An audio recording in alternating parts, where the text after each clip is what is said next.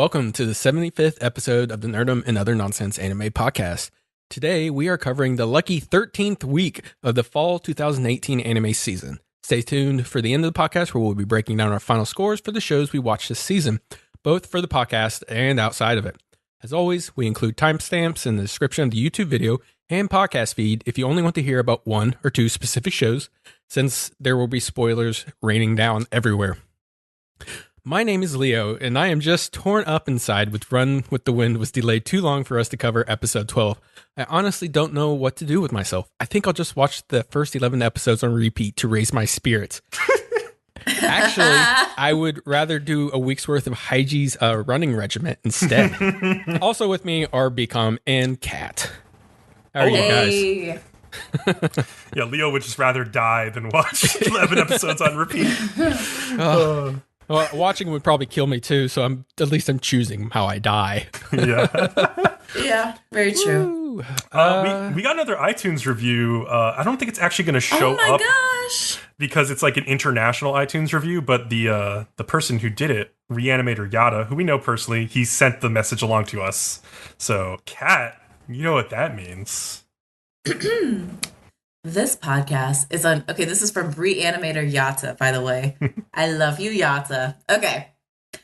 This podcast is unquestionably one of the most entertaining and engaging anime podcasts I've ever come across. There's real chemistry between the three hosts, which is extremely engrossing and makes the listening experience a true pleasure.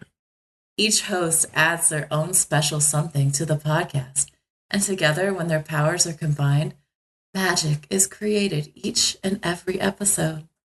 Bcom is always right. Always. Yep. I feel like I gagged a little when I said that. It's like Athena herself is whispering truths into his ear. She does. Each week, as he gives his take on the latest seasonal anime, I find myself in a constant state of agreement. Of course. Oh, God. Kat is hilarious and charismatic. Ugh. She has truly been a great addition to the podcast. She would be entertaining reading a phone book and has me constantly laughing throughout the show. Aww. Very sweet. Leo brings his own flavor to the show. Is it beef tomato flavor? No. Oh! And really gets the best out of his co-host. His hot takes are almost always a highlight. They drive me nuts. Any fan of anime should be listening to this podcast each and every week. True. Yeah. You Yata, know what, Yada? I love you. You know what, Yada? I don't think I've ever been so politely told you don't like me before. That's hilarious. I'm like, oh, that's nice. But not really. Whatever. I like it, Yada. It's fun. Good. Thank you, Yada, for that review. That was really solid. I like that. Athena herself whispering the truths of anime. Let's be honest, Kat and I know it's a little moe Athena too, probably. Oh, very moe. You know what? I think that if you really want to brag about that, you should go to an anime convention cosplaying as Athena, and then I will accept this. I could do that. Seriously. Why not? Like, if you promise to go cosplaying as Athena, I don't know, I'll cosplay too. Maybe I'll go as Yugiri. Fuck it. See, I'll pretend to go cosplaying as Athena, but I'll be like, no, I'm actually going to be very true to the review, and I'm just going to have like a little doll of Athena perched on my shoulder, whispering into my ear, and I'll just go as myself, and then you'll be super pissed. There you go. I would be pissed off. Could you imagine the amazing pictures if you did cosplay as Athena? Oh my god, that would be epic. Yes, she would be a goddess beyond reproach, for sure. Oh boy. I could do your makeup for you. You know I used to do drag makeup, right? Uh-huh. That doesn't surprise me. I could do it. Oh, wow. So, anyways, like I said in the intro, there will be no Run with the Wind because they delayed themselves for like a million years. So long. I don't know why. Yeah, so there's no episode to do. So we'll just get right into Kat doing some Rascal Does Not Dream of Bunny Girl Senpai because she really likes the show, even though what she says is a very big contradiction. Well, okay, I always, even if I enjoy a show or think it did a decent job, I will always point out the bullshit that I see in the show because I think even a good show deserves to be criticized. That's how you get great shows. So. Let me do my micro synopsis first. Okay. So Sakata cries hysterically a lot. Then Kaide narrates a flashback episode. Sakata cries hysterically some more. Then eats like a starved savage.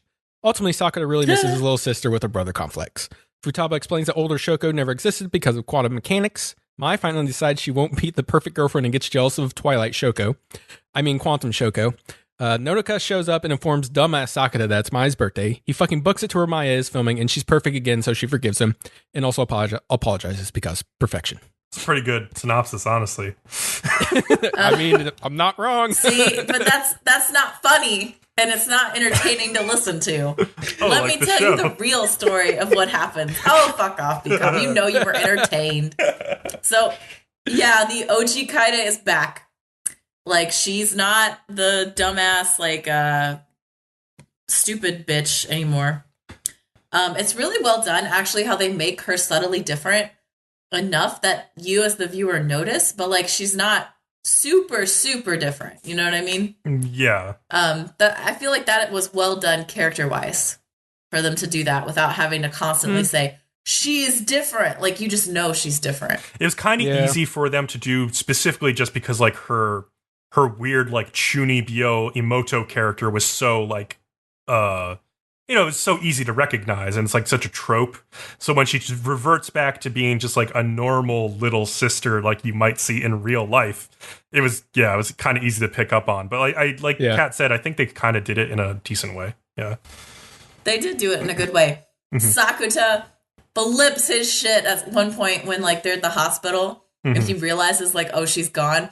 Runs outside, and there's this fucking hilarious scene with him running in the rain, and he has like raptor arms, as I like to call them, which is when you have your Attack arms on Titan, up. or he's like Prince from fucking Run with the Wind. Yes, he's like Prince in Run with the Wind. Like, you know how the arms like come up and they're like near your shoulders, and you're running and your arms are flapping. Those are raptor arms, and he fucking runs down the street in the rain, making noises like a raccoon that's been stabbed while he does raptor arms. His face also is ridiculous. Like, I know it was supposed to be sad. It made me crack up so bad I had to pause and laugh. It was for hilarious. a while. It was absolutely It was hilarious. Yeah. Oh my God. I was like, ha ha ha ha, and I was like, I'm supposed to be upset. Oh, I should stop. I was waiting for him to pass out in the end. Oh yeah, because he got wet. Yeah, that's like the rule of the show, right? Every time he gets wet, he has to go to the hospital. That's why he never gets in the bath with them. Oh, maybe. I don't know. I thought honestly, the new OG Kaide, like the one that's the original, is a much more complete person. Yes. Like, she's not like this dumb manic pixie dream girl that the Kaide that we've seen throughout the show is. Yeah, I think the first Kaide was supposed to be broken in that sense, not a complete human. So. Yeah, well, because she reminded me throughout the series, like the one that we saw, as like one of those manic pixie dream girls from like rom-coms where the guy is like saved by this weird cheery girl who like has no soul. Yeah, you know what I mean. But this Kaide, the OG Kaide, actually seems like she could have a life of her own and be, an independent person and not be dependent on everyone around her. So of course, fucking Sakuta's crushed because that's all he's ever wanted in life is to have someone dependent on his every moment and every move because he's a narcissist. Yeah. So he's broken by this. That's really what I think it is. Turns out he liked having his little sister crawl into his bed every morning. Yeah, he liked her being dependent on him. He liked having this dumb bitch who he was clearly smarter than crawl around after him and like hang on his every word. Like, I really do think that he's kind of a narcissist. Yeah, for sure. I mean, I've made no secret throughout this. I kind of hate Sakuta. Yeah, we know. Yeah, so I don't know. At this point, Sakuta starts bleeding again. Also, Shoko shows up. So I guess Leo was right about her being in the imaginary friend because, like, it's all contrived. Yeah. She takes him back to his house. She makes him take a bath. Then she reads from the diary, like Kaide's diary to him. And it's, like, very cheesy. And it's, like, supposed to make you feel bad. I did not feel bad. No. Yeah, and I just wrote at this point, yeah. Kaede always knew she was gonna be gone. Oh, it's so sad. Boo-hoo is what I wrote. Like what the show is trying to say is like, oh, he lived like these like however many months with Kaede, this other person, and now that this person is just gone, it's like a person literally died in his life. But like, yeah, the whole situation is kind of so like heightened and ridiculous, and it's hard to really feel the emotional weight for me, like 'cause it just feels like cheesy Emoto bullshit. It's like maybe the well has just been poisoned for me by like shows like Aromaga Sensei and Ore Emo, but I can't feel like seriously about that. I will tell you guys, we are the minority of the community about this show. People love this show. Oh, and they I'm sure people were like, oh, eating it up, like, oh, feel his pain. It's dumb though. You shouldn't feel his pain. But yeah, so Sakuta cries at this point, like a little bitch, in my opinion. I mean, okay, I agree. Like, he should have cried. People are allowed to have emotional reactions. I don't know. It felt so dramatic, so over the top. But he wakes up the next day. Shoko is conveniently gone. She like wrote this note, like, I'm leaving. But actually, the note made me laugh because if she is imaginary, which I think we all agree she is, he wrote it. I'm just imagining Sakuta half asleep, like getting out of the bathtub and like writing this note and being like, I'll forget this in the morning, and then going to bed. Right. Like, that's so ridiculous. Also, because of what happens next, do you think Mai like saw the note and was like, that's Sakuta's handwriting, and like that made her even more pissed off? Probably. Maybe. But yeah, so there's this scene where basically the house is like lit completely differently now that Kaede's gone, which I thought was an interesting choice.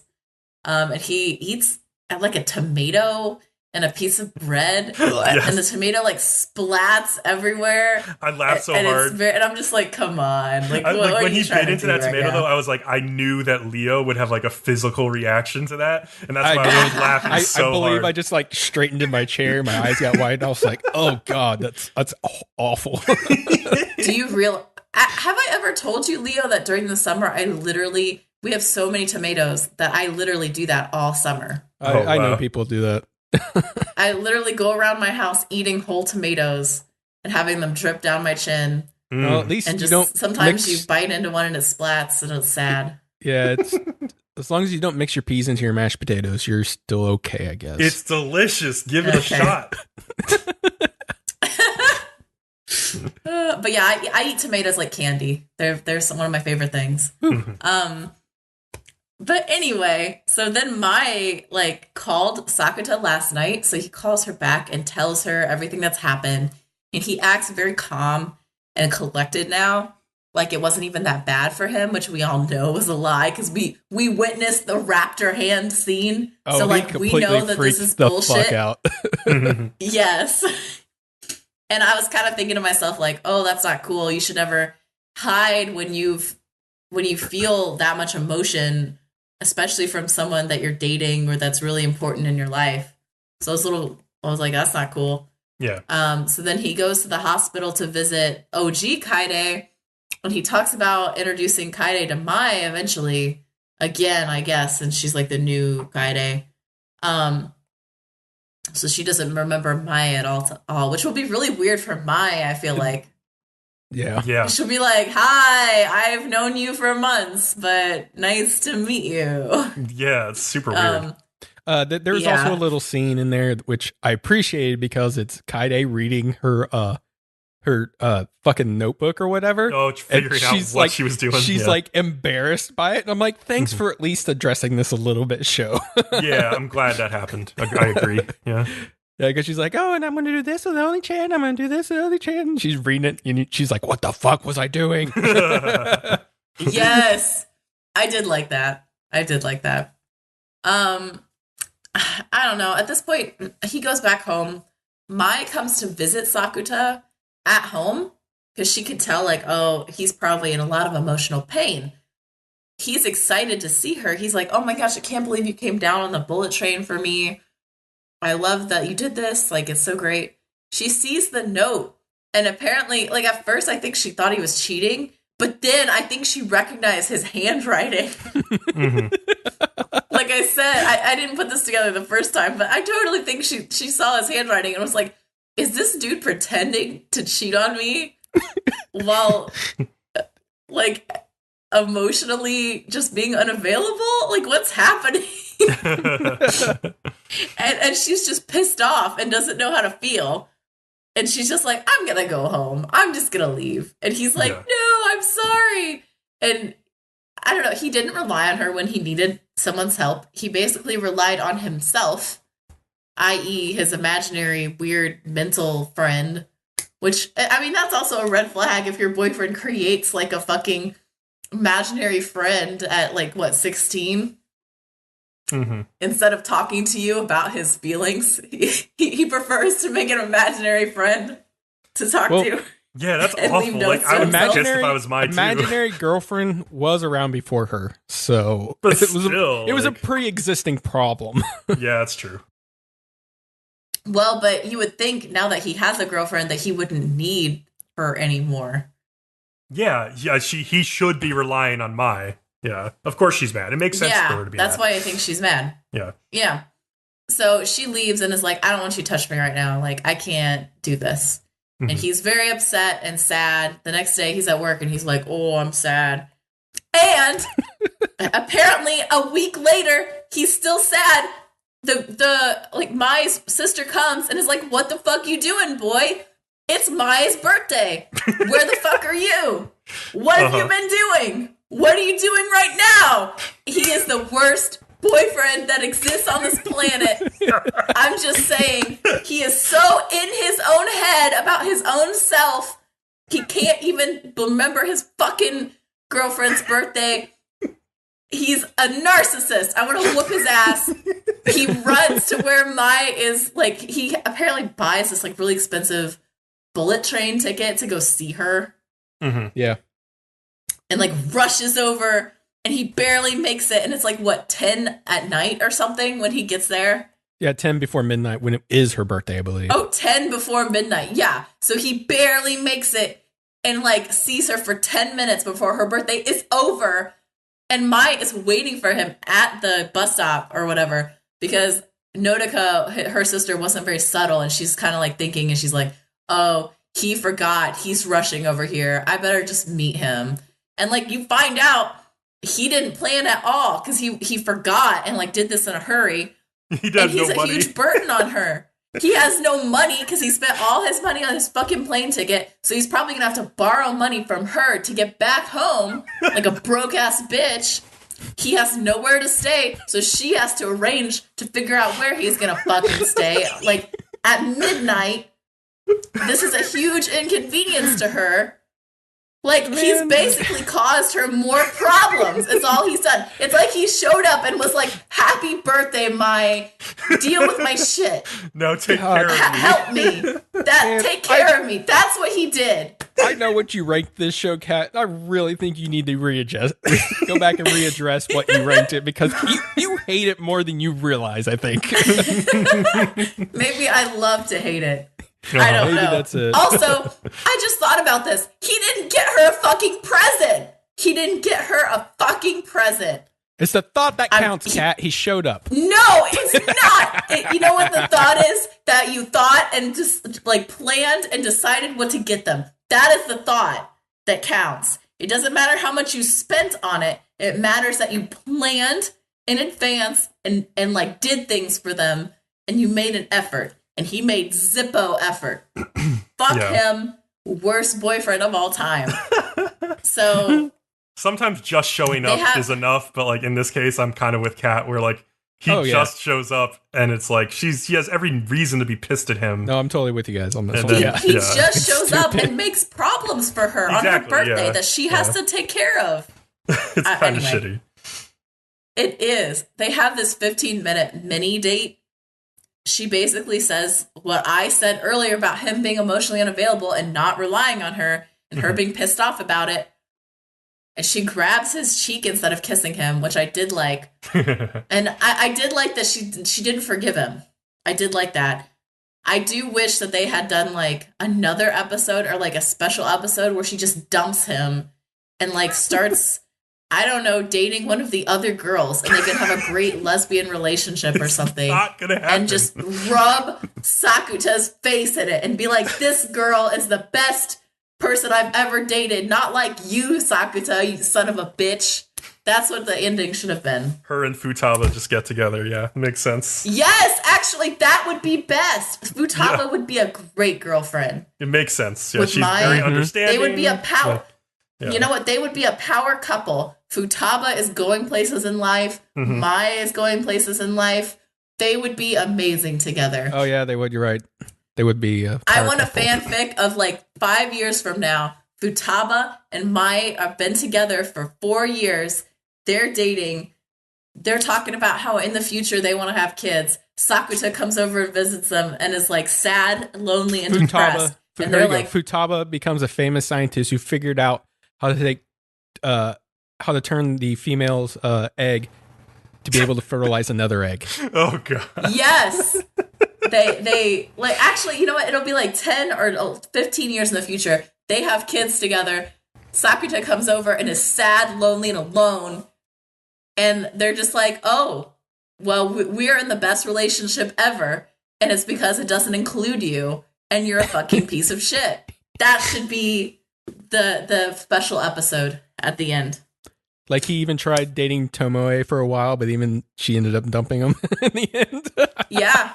They all got tired of him. They all realized that he's a piece of shit. You want to know what we're actually going to get, though? We're actually going to get a movie next summer. Like, that's just... It's going to be more about Shoko, like the imaginary girl. So it's like the exact opposite of what you want. God. Oh, God. I don't want that. Yep. You know what? Maybe I should just enlist the community to make a fanfic about Futaba and Mai and make this a reality. I think they're already working on it. If anyone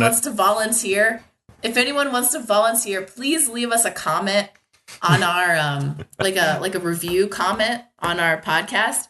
I will read it, and I will direct them to the fanfic you write about this, because I think it's an amazing scene in my head, and I think everyone deserves to read this. Damn. Absolutely. Oh god! So, speaking of Yuri, Bcom. Yeah, let's jump into that. So we have one more, episode 13. Bloom Into You, finally wrapping up. So episode 13 is called To the Last Stop / Lighthouse. So this episode starts off with Toko and her family visiting their like family burial plot. And Toko tells her sister like she's going to do what she couldn't do in the first place. And like, or in her place, in her sister's place. And once it's done, she's going to go do something else, but she's not sure what yet. It's becomes clear like she never thought about like, oh, what do I do after I fulfill my sister's like journey? Like she never thought about that. Is that what you got from that? I wondered if like somehow it was Toko's fault that her sister died or something, and she was trying to say like, once it's done, like maybe I'll be forgiven or something, because I couldn't figure out what this pause was. That I guess that makes sense too. Yeah, that's an interesting way to take it too. Yeah, I think both are kind of valid interpretations potentially. She definitely blames herself for her sister, even if she wasn't responsible. But yeah. So Yu and Koyomi, they meet up at Miyako's cafe to continue like rewriting the script for the play. And it's going to add a lot of new lines for Yu, but like, and since it was her idea, she's okay with that, even though she's like afraid of doing the play the whole time. But she wonders what Toko will think when she reads this new idea, and she just knows that she wants to see her reaction when she reads it. And Koyomi asks Yu to help her think of a title for the play soon as well. And so as they leave the cafe, it's kind of funny because they leave and like 2 seconds later, Toko and Saiki show up together as if on cue. And Miyako asks them about the study camp and is a little curious about this strange man from Riko's theater troupe who like helped them out. You can see that like Miyako's like a little bit jealous, and like Sayaka like actually like teases her just a little bit, like, and that comes around later. It's kind of interesting. So, but yeah, Saiki asks Toko to tell her like how she remembers her sister Mio, and Toko is kind of reluctant, but Sayaki like reassures her that the part of her sister that she remembers had to be part of who she really was as a person too. It's not some fake idea. Like people are like multifaceted, right? So like what she remembers about her sister is at least part of who she was. That kind of reassures her. And as they leave the cafe, there's a short like shot of like Sayaki's eyeball, like the reflection of her arm like reaching out towards towards Toko as she's walking away, and just once again like unable to completely bring herself to like reach out to her, even though she wishes that she could. Like there's always this distance between them that she can't cross. Toko, meanwhile, is feeling very unsure of herself, but tells herself she has to play her sister's part to the very end. And there's a lot of train symbolism as she like arrives at a station headed towards the last stop and wonders what she'll do after she finishes the play, which is like the metaphorical last stop on this journey she has to make up for her sister. And just as she thinks about sending a message to you, who she's like, I always like to comfort myself with you at times like these, she gets the message like right out of the blue just from you, like saying, hey, do you want to come hang out with me? I thought really weird, because I thought Toko didn't want to be in a relationship with her. And then from last episode. Yeah. And then this happens. It is... Toko's mind is something that I have never fully come to understand over the course of this series. Like, I do not get what she wants and why she wants it at any given moment. And it's like one of my biggest problems with this show. Because it like I agree with you that it just seems so back and forth, and she's so conflicted all of the time about like what she wants with you and what she wants for herself that it's hard to tell. Yeah. Well, I think she's conflicted because she's having a lot go on in her life right now. Yeah. And she knows she's gonna fulfill this thing that she's set out for herself, and she's not sure what comes after. Yeah. So I think part of her is interested in being in a relationship with you, but she's not sure like if she can learn to love herself enough to be in a relationship with you, like a real relationship or not. So there's a lot of back and forth there. Yeah, that's interesting. Yeah. The other really interesting thing is like when we go back to Miyako's cafe, Riko arrives, and the teacher, Riko, and it's like asks for a cup of coffee. And Miyako, who, again, if you remember, was like kind of jealous earlier when she heard about them hanging out with like Ichigaya, like asks Riko, like, hey, I know you like don't really have a preference between like men and women, like, are you've dated both of them in the past, but if you were pressed, like, which one would you prefer, like women or men? And like Riko thinks for a moment to herself, like really carefully, and she's like, I don't really have a special interest in women. And Miyako's like shit. but then she's like, but in your case, you're particularly special to me. And she gets like really embarrassed, and then Miyako like teases her a bit and it's like, can you say that again?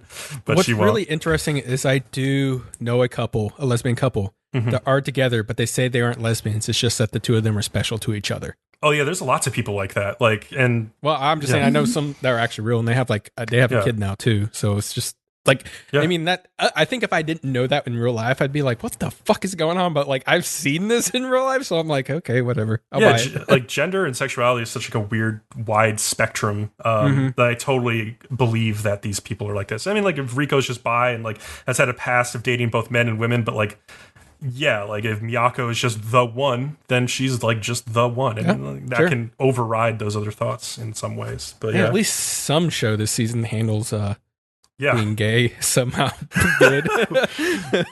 Somehow without rape. Amazing. Wow. Incredible. So after this very adorable, cute scene, you and Toko end up hanging out in an aquarium called Aqua World. And they go to see this dolphin show, and they sit in like the splash zone, and they buy 100 yen ponchos to protect themselves so they don't have to go to the hospital later. Toko is ecstatic afterwards and like blabs about how she wants to go on tons of dates with you to like movie theaters and other aquariums and like maybe even climb a mountain. And then she just like blurts out to you that she loves her, and like you kind of like takes that in stride and like kind of rebukes her, saying like, you use that word very freely with no hesitation. Shouldn't you be a bit more shy about saying it? Basically saying like, don't say that unless you really mean it, is what the underlying subtext of that is. And like Toko tells you that like saying it makes her feel a sense of relief that she can in fact fall in love with someone, because that's clearly been her fear, that she didn't know if she could, because she never saw her sister fall in love with anyone, and that's like the root of the problem. Since she wants to become her sister, she, I guess, feels like she won't be able to fall in love like her sister never did, at least not that she saw. And like, while the rest of Toko might be a lie, she knows that the part that is in love with you is not a lie, and she's kind of just like clinging to that. And she also realized that this is like contradictory to how she supposedly just wants to become her sister, but Yu tells her like, I think it's fine for people to have some contradictions. And so they have some downtime ahead of like, so they head outside of the aquarium. I have like this little penguin parade that's going to come by. And like Yu asks like Toko, like, practice some of the scenes from the play with me. And when they begin, Yu like immediately starts improvising these scenes based off like the new script she had been writing with Koyomi, which takes Toko off guard. And Yu tells her like she doesn't need to choose between any of the three people she supposedly was in the past. And like the only person she knows is the one she's met in the present. And Toko responds that she has no memories, so she has nothing to like define who she is. And like they're unfortunately interrupted as like families and children gather for this penguin parade, and Toko like reaches out towards Yu, and you like she's like metaphorically stuck underwater from like all this stuff that you just dropped on her, like by reenacting the play. But Yu turns around and like her smile just like snaps her out of it, and like the credits start to play at this point over like various hijinks as Yu and like Toko continue to enjoy the aquarium together. And there's one point it looks like Yu is about to leave Toko behind, and she panics momentarily before Yu like grabs her by the hand and that starts leading her down one of those like, like in the aquarium, those hallways that are just like all like tank around you, above you. And it's like blindingly bright, and it's like Toko is like literally leading Nanami down this like tunnel into the light, like away from like the dark place where she's been. And like you could see Toko look down at their like hands that are like holding each other, and like thinks to herself, I wish this moment would never end. And like Yu is quite literally like showing her like a path forward, and thinks to herself like, the exit, oh no, we're here already. And we get these brief scenes between the other members of the cast, which were like just like, oh, they continue to exist. Like there's nothing like really important about those scenes. It's like, oh, we just get a quick flash of everybody. And then Yu and Toko sit next to each other on the train home. Yu sends a proposed title by text to Koyomi for the play of, quote, only you know, unquote. And like, so I thought it was only one you is like the translation I saw. Oh, so it might have been translated differently between like different subtitles. The high dive subs had only you know, but only one you is also a really good title for that, I would say, as well. So yeah, Yu tells Toko like, oh, you can sleep on my shoulder, blah blah blah, and she takes her up on it. And after a while, like Yu works up the courage to like grab Toko's hand and whisper to her gently that they need to like change trains, and that's where it ends. And so, yeah, it gives us like an emotional like or like an emotional coda to like the whole like arc they were going on, but like we don't get to the play. Like clearly this is ended in the middle of the manga. Like obviously the manga is not over. But I was see, just like, what the fuck, is like a satisfactory. See, Bcom, a coda is a satisfactory ending to an experience. True. And to me, this did not have a coda, because this was not a satisfactory ending. In my opinion, a series should be like a extended movie, right? Like there should be conflict and plot that is resolved at the, by the time that the series is done. Yeah. This did not happen with this series. It literally ended in the middle of the story. There's like no even decent type of conclusion to anything. I was like, yeah, I felt like there was a little bit of conclusion, because like by reenacting the play, even if it was just by themselves, like I feel like they jumped forward a bit into where like the manga is going to get to give like some sort of like closure. I also couldn't believe it took 12 episodes for the relationship just to get to this point. Yeah. To me, this is way too slow. They definitely wasted some time, for sure. Yeah. They did. They could have fit in more here and like excised a few like just random moments, but I'm sort of happy with where they got to in the end, even though I still like struggle with Toko's character and like how much like I feel like her character is justified, and it's very soap opera-y in a way. But I thought the ending was like as good as it could have been for something that ended right in the middle of the manga.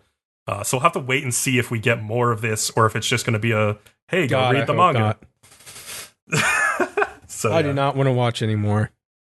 Well, we should take a short break. So that's the last review of this fall season. But when we come back, we have a lot of anime to talk about. It'll be awesome. Boy. It'll be awesome. We got scores. We've got anime we watched this season. Outside the podcast. Stay tuned. Lots of anime watching outside the podcast, which is going to be fun to talk about. For once, we've never done more than I think 2 shows, and we got quite a list here, so this will be good. All right. See you in a couple minutes. Yep. See ya. Hey, dude, you into anime, manga, and all that radical stuff? Oh, yeah, man. It's tubular. Then you should totally check out the... This transmission has been hacked. If you want discussions, debate, reviews, and all in between, you must listen to the Anime Radicals Network at www.animeradicals.com. There's timely reviews, revolutions, mecha, and much more. Find it on iTunes, Google Podcasts, and all podcast catchers. The Anime Radicals Network. The revolution will be simulcast. Hey, do you like wrestling? Whether it be in a bar, an arena, some weird place in Asia, or in a stadium? Or the occasional penis plex? Well, if any of these things might tickle your fancy, anywhere in between from penises to wrestling, you can come and check out our podcast. Our podcast name is Smack It Down. We talk all things WWE, New Japan, anything else in between. I'm Jay Silver. I'm Corey Gold. And we look forward to you joining us. Happy Rusev Day. Happy Rusev Day indeed. All right, and we are back. And we're going to... we're going to kick off this second half of our podcast by... I'm excited. Talking about shows we watched outside of the shows we cover on week to week on the podcast. Because we went down to 8 shows this season, we were actually... we felt like we were able to watch a lot more stuff than usual outside of the shows. We just had more free time. It doesn't seem like it's a lot going from 10 to 8, but it really was. It was, somehow. Yeah. I don't know how. I think it's the weekly thing. I think when it's weekly, it's not as stressful. Yeah. Stuff doesn't pile up as much when you go weekly, for sure. Yep. It's definitely worked out for us. So I'll start with one of the best things I watched, and it was actually a really nice Christmas Eve present for me, because that's when High Score Girl finally dropped on Netflix, and I just binged all of that in a day and a half, and just was completely smitten by it. It is very much catered towards me as somebody who grew up playing arcade games and Street Fighter in arcades with my friends, and just to have this whole story about this kid who's kind of awkward kid falling in love with this really awkward girl who never even speaks, but she expresses so much emotion through what she doesn't say. Fall in love over Capcom arcade games, and just seeing them fall in love over these ridiculous things, and then having some obstacles in the way. A third girl enters the scene, and I actually liked her quite a bit too. Man, it was just such a fun ride. Man, I never watched the anime, but I read the manga. Yeah. And the new girl she was so much better than the main girl, I thought. She's really fun, and obviously she does talk. That's a big bonus. But it ends up being a somewhat of a competition between her and the other girl, but not in the traditional love triangle sort of way. It's more they both get something out of their relationship, their friendly relationship with this kid. And for her, it's about more defining who she is as a person, and she's in middle school, right? She's still figuring out who she is, and right. Yeah, through video games, she's sort of able to build a personality for herself that's really fun. It's a really great show. It's got a weird CG style to it. It definitely looks awkward, but it's kind of part of the charm of the whole thing, I feel like. And I think this anime is one of those that you either really love it or you don't. Because I've heard a lot of my friends who adore this anime, and they've watched all of it. I don't like it at all. So it's very subjective. I loved the beginning of the manga, but it got super old to me after a while. Yeah. And I ended up just dropping it. It's I can't take any more of this. I will say, looking at a quick Google image search, the character designs are just exactly the same as the manga. It's no different. Oh, that's interesting. Yeah. Also, it ends on a bit of a cliffhanger. There is more of it coming. There's quite soon. a bit manga out, I believe. Yeah. So if you don't want to like you hate cliffhangers, maybe wait until more of it is out. Kind of like with like Castlevania on Netflix when that first season came out. That's pretty good.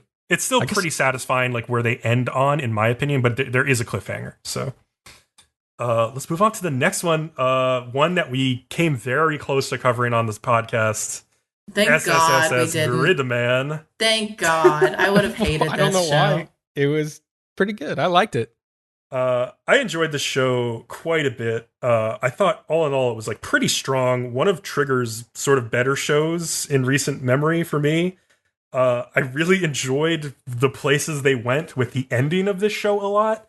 But my big problem along the way is that I just felt like a lot of characters did not get enough development for them to be truly interesting to me, which when you find out what the ending is kind of makes sense. I don't really want to spoil that ending because we didn't cover it week to week. And I just think it's like a really interesting way to end the show. I don't want to spoil for people, but yeah, like Akane ends up being like the most important character in that show by far, which is good because I liked her a lot. But I also wish I had gotten a little bit more from Rika and especially Yuta, who is barely a character by the end of this show. Yeah. It's just like there's some like missed potential with this show for me. Like I like it aesthetically. I liked the music a lot. I liked the ending, how weird it was. But I feel like they could have done more, basically. So yeah. What'd you give it? I gave it like, I didn't even say about High Score Girl. I was going to say, I don't think you did that one either. But I gave High Score Girl an 8. I gave Gridman a 6 out of 10 in the end. So I watched Gridman also. It's just a pretty interesting show. It really came together in the end. Like Bcom said, it just had a good, nice wrap up ending. And, but I don't really want to say too much about it. I don't want to spoil it if somebody hasn't watched it yet, but I gave it a 6.5 out of 10.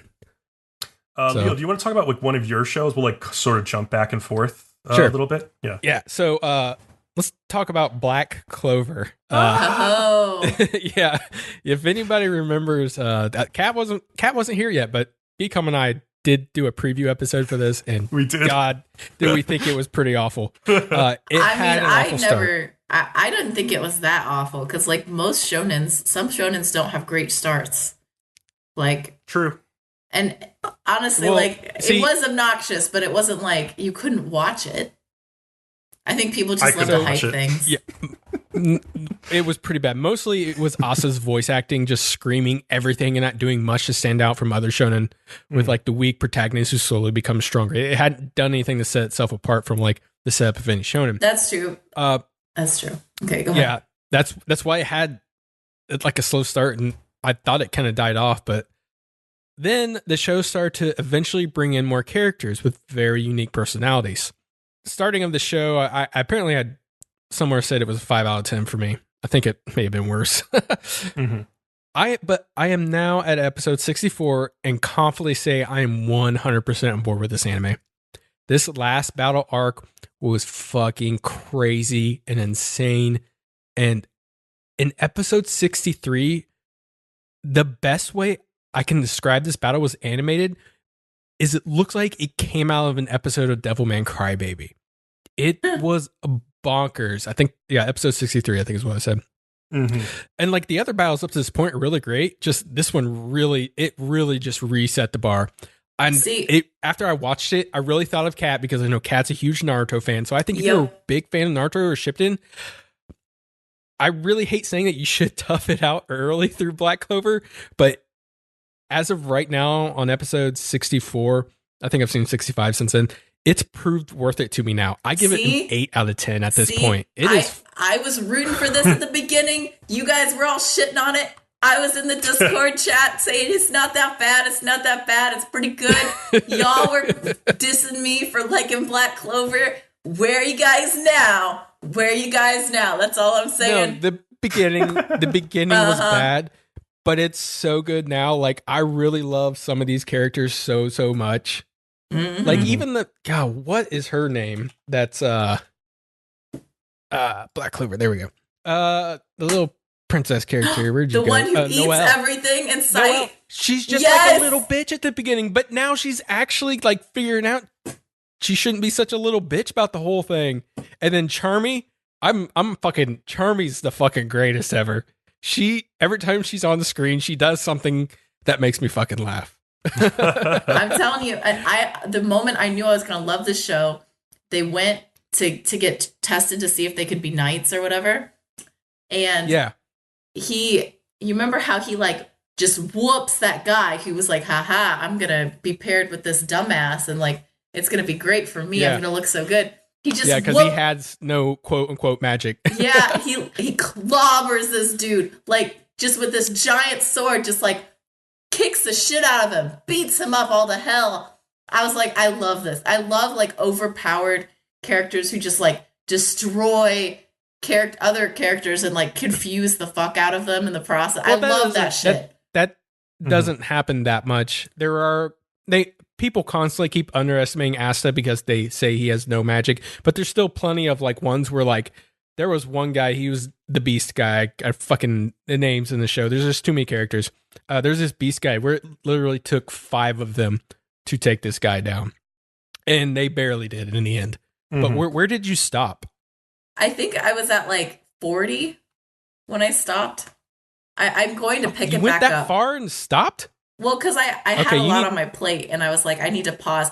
Actually, this whole season has been me trying to catch up to the shows that I paused halfway through. Okay. You definitely need to go back and watch it. And when you watch episode 3, get a hold of me because I know you're going to want to talk about it. Okay. Yeah, so I think the interesting thing about episode 63 is what was going on like behind the scenes, because like apparently Black Clover had been having like a lot of issues with like animation and like art quality, and I think there was a lot of stuff going on with the staff. And for episode 63, they kind of experimented by asking a bunch of animators from around the world to work on that crazy battle, which is why it looks so different from the rest of the show. Oh yeah, I can totally see that. Yeah, and so it's actually like a really interesting like kind of experiment that they did. That it turned out like it got a lot of press. Like I heard about it when it was happening. A lot of people were talking about it. And I think it got a lot of people back into the show. So good for them, honestly. Yeah, I was just chilling in my chair watching it on the Xbox. And I'm sitting there watching it, so I'm like, what the fuck happened? This is a almost different show at this point. I'm so happy it's still going strong because like people kept shitting on it. I kept having to defend it and yell at people and be like, no, it's a good show. And people would be like, it's a piece of shit. Da-da-da-da. And I'd have to fight. I'm so glad. I'm so glad I'm being redeemed. Oh my gosh. Okay. Okay. Bcom, what's your next show? Just quick note on this one. I watched Release the Spyce. Which I'm sorry. Good luck with that. It's fine. Like I mostly watched this one for the soundtrack. The soundtrack was just really fun. It was like a weird, like sometimes dubstep, sometimes just like drum and bass thing going on. And the plot of the show is just really insanely stupid and crazy and like an excuse to have girls lick each other. Was there like, a lot of licking? No, I assumed there was going to be. So there actually wasn't as much as I expected. There was not nearly as much licking as I expected, but like there was like in key moments the girl would just like lick somebody to figure out what their true feelings were. Was it like full frontal drool licking? Was it like a lot of saliva happening? Was it up closes of the mouth? It was not like Ulysses or whatever. No. Oh, it wasn't that bad. It was usually like quick little innocent licks, Kat, if you know what I mean. Okay. No. That's disappointing, not what you're looking for. At least if they're going to go with it, they should make it like smutty as all fuck. Yeah, they might as well go full throttle. God damn it, Leo. What score did you give it, Bcom? I in the end gave it like a 3 out of 10. Like I didn't that means think you like hated this at some point. You hated something about that. Well, I just was really bored with it. I thought the ending was pretty bad. I thought like the whole middle was really boring. I just was really in it for like the soundtrack and some of like just laughing at it because I was group watching several of the episodes. Did you? I was getting ready to ask. Yeah. Did someone disrespect a girl? Of some kind. I'm sorry, Leo. I love cutting you off. So for me, whenever you give a show like a 3 or under Bcom, I assume that at some point in that anime, someone has disrespected a girl because that is usually what makes you furious. White Knight 3. Yes. I don't I don't remember. Not like it's mostly an all-female cast, so there wasn't much opportunity for that to happen. It was mostly just that like the ending was kind of stupid and very predictable. And yeah, I was just like, I was gonna ask, how do you willingly finish a show? That's a 3. That's a 3. But you said you group watch. Group watching. Like, that's exactly how different. you do it. That's different. That's like a hate watch, like a hate love thing. Yeah, that's why we watched Manga Sensei. I mean, come on. Yeah. And we still had to drink our way through. Oh god, we really needed more alcohol for the end of that. Okay, so the next show that I watched was That Time I Got Reincarnated as a Slime. I will say, fuck the first 3 episodes. That turned out to apparently be a necessary evil to get this world building dump done and out of the way. And also to get Rimuru's. Yeah, and I hated it too. And get Rimuru's slime abilities explained. Which is basically the sole reason we never picked it up, because after the first 3 episodes, I think all of us were just like, no. Yeah, pretty much. But once that is done and out of the way, it does start getting really entertaining. You actually start to get to watch Rimuru grow, and he's also building his own village at the same time and acquiring different monsters, and he names them and they evolve. And he keeps running these new and interesting monsters, and there's like these other evil plots going on from these evil guys or whatever. It's like, I'm on board. I'm honestly, we might end up picking it up next season. It's possible. I mean, next season looks weak. I know this show's doing good. It's a 7 out of 10 for me right now. So. Interesting. Cool. I guess I wouldn't be too opposed, as long as you let me keep watching. It's pretty fun. Yeah, I mean, as you teach really, me, once you get past those first 3 episodes, then it's really great. A bargain. If you will let me keep watching Run with the Wind, I will watch this bullshit slime the show. Grand bargain. I will like plug my nose and swallow that slime down my throat. I don't like this deal, because you're gonna like Goblin Slayer, and I'm still not gonna like Run with the Wind. So no, we're talking about slime, not Goblin Slayer, right? I'm sorry, slime. Sorry. Yeah. Slime show, not Goblin Slayer. It's fucking over anyways. I mean, I don't think I'm going to like it. Let's put it that way, because I did not like that slime show at all. I think I'm going to hate it. You only seen the first 3 episodes. I don't blame you. Yeah, it's true. It gets better after that. Actually, Leo, since you invoked the name, why don't you talk about Goblin Slayer, since you did finish Goblin watching Slayer. You know, I was perfectly fine with the show. I wasn't blown away by the first episode like a lot of people were. And I think some of its other dark tones really turned people off. I don't get bothered by dark tones. I like them if they're done right. It makes for interesting stories. And also, it wasn't like it was glorifying the dark stuff it did. I mean, it was definitely marking as bad. But if that stuff doesn't bother you, but you like action and well thought out like battle plans, which was kind of like them figuring out how they're going to fight the next goblins, 6 out of 10. Okay. Fun watch. Makes sense. That's about where I expected it would end up after like. Well, did you get to like the part with like the meat shields? Yeah, that was at the very end of the second to last episode. That was something. Yeah, that was something people talked about a lot. I never finished watching this, so I don't know how it came off in the anime. But like, I know people were talking about that around the time the first episode came out, as like more evidence that the show was just like kind of edgy. Well, the thing is that it comes up at the end of the episode and is taken care of pretty quickly. Okay, all right. So it wasn't like really a blip on the radar even then. So yeah. A blip, and that was it. And it was just gone. Okay. I mean, I was curious. It honestly didn't really even stand out to me for the most part. But another show I watched was a short called Skull-Faced Bookseller Honda-san. I saw that advertised everywhere. Okay, tell me about it. It's fun. I will say it starts off really fun. It is a very niche comedy that you will be interested in if you are into manga and like want to know a little bit more like what it's like trying to market and sell manga to fans. I like how all your shows have like low scores, but all mine have good scores I watch outside this season. Like, do you love punishing yourself or something? Absolutely. Ultimate masochist over here. I was the skeleton after watching all these shows, just like Honda-san. No, yeah, he like it's basically his daily life as like a bookseller at a bookstore with his coworkers, trying to figure out how to like market manga and like help out these crazy customers, like crazy foreigners who come in like asking for boys love and like just like it's just craziness. Like and it's really niche, and like I was like really in love with it after like the first 3 episodes. The problem for me was when like the next like 9 or 10 episodes, like it stopped being funny to me. Like, I just think they had all of their best ideas early on, and there were just like a couple of chuckles through the rest of the series. It just didn't catch me anymore, though. Damn.